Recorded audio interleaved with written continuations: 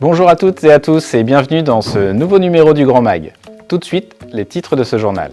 Elle est partie le 6 juin dernier vers de nouveaux horizons, après 20 ans de bons et loyaux services.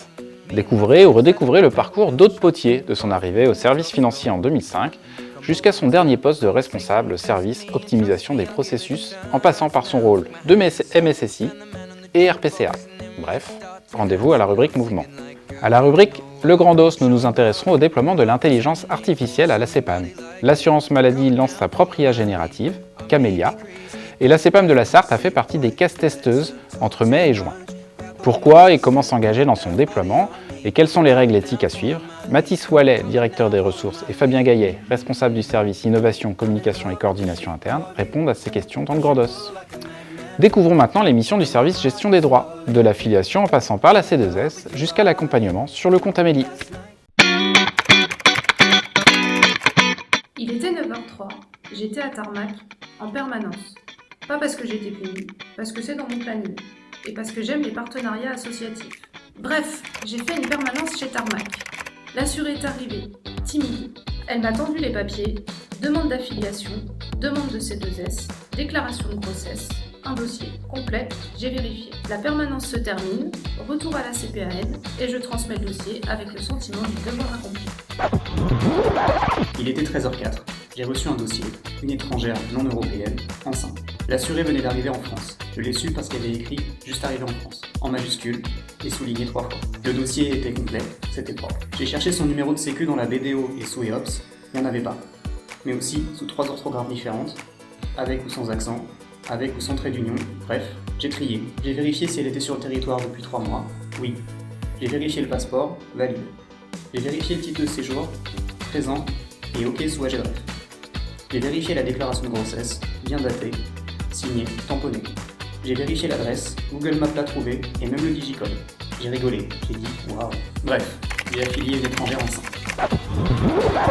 Je vais créer un NIA. Chargement, erreur. Je recommence, ça passe. Maintenant, je lui ouvre les droits. DRG, régime, CDR, WebRégule, DPG, oui, elle est enceinte, EBFE. Numéro de téléphone, j'en ai pas. Je me demande si j'ai rien oublié.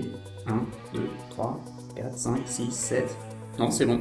Bref, j'ai affilié une étrangère enceinte, non européenne, avec un numéro d'identification d'attente. Le dossier était complet, j'ai été efficace et tout s'est bien passé. J'ai reçu un dossier C2S. J'ai regardé les pièces, il y avait un formulaire de demande C2S, une attestation de paiement de la CAF, péri. Puis j'ai pleuré. J'ai décidé de ne pas poser de questions. J'ai tout saisi. Le logiciel a planté. J'ai ressaisi. Il a marché. J'ai vérifié les ressources. Il n'y avait pas d'avis d'imposition. Logique. Elle est là depuis 3 mois. J'ai appliqué la procédure pour primo-arrivant. J'ai hésité. J'ai appelé la référente. Elle m'a dit « T'as regardé dans le mode opératoire ? Bonne idée. » J'ai fait comme le mémo 2024. J'ai validé. Ça passait. Le logiciel n'a pas planté. C2S accordé avec participation. J'ai envoyé le courrier avec le bulletin d'adhésion et le mandat prélèvement. Je n'avais rien à redemander, rien à relancer. J'ai dit à mon collègue, le dossier était complet du premier coup. Il m'a regardé, il a dit « Tu vas bien ?» Bref, j'ai instruit un dossier de C2S, j'ai survécu. Ce matin, j'étais d'échéance médialogue à mon bureau. J'ai retrouvé mon assuré qui avait appelé la PFS pour dire « J'ai eu un bébé, je sais pas comment le déclarer. » Je l'ai rappelé et je lui ai dit « Vous avez un compte Amélie ?» Elle m'a répondu « J'ai pas compris, Amélie qui ? » Je lui ai dit « C'est simple, vous allez sur amélie.fr. Vous cliquez sur « Je crée mon compte » et elle m'a dit « Et après ?» J'ai dit « Après, vous déclarez la naissance en ligne. » Et je peux aussi commander ma carte vitale ? Je lui ai dit oui. Elle a dit Et pour mon arrêt maternité ? J'ai dit compte Amélie. Elle a dit Pour les remboursements ?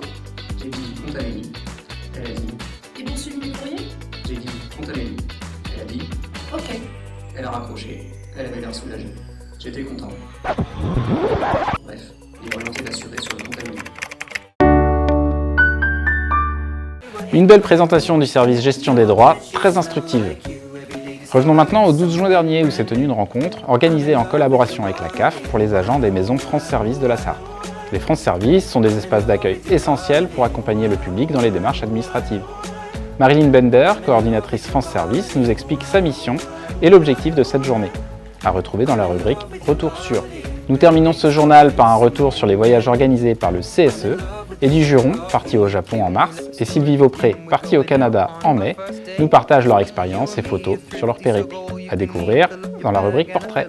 C'est la fin de ce journal, un grand merci à nos invités et à tous ceux qui ont participé aux vidéos, et à nos contributeurs. À bientôt!